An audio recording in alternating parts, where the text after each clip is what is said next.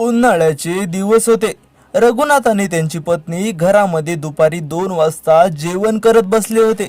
बाजूच्या दुसऱ्या खोलीमध्ये त्यांचा लहान मुलगा झोपला होता।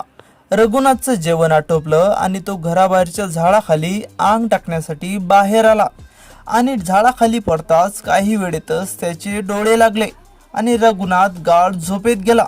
पण त्याला हे माहिती नव्हतं की काही मिनिटातच त्याची झोप उडणार होती। अचानक रघुनाथच्या पत्नीने घरातून आरडाओरडा सुरू केला आणि रघुनाथ लगेचच तडफडीने उठला।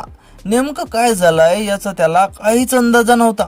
तो लगेचच पळत पळत घरात गेला आणि बायकोला विचारलं काय झालंय ते, पण तिच्या तोंडातून काही आवाज निघेना।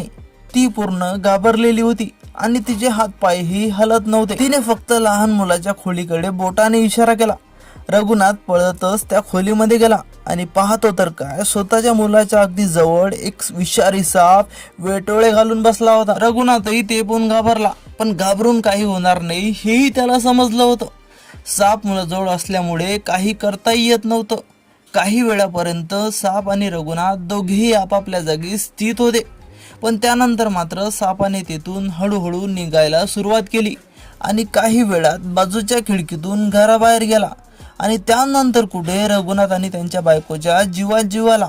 आज थोडी जरी चूक झाली असती तरी कदाचित त्यांच्या मुलाचा जीव गेला असता, पण सुदैवाने काही झालं नाही हे मात्र खरं।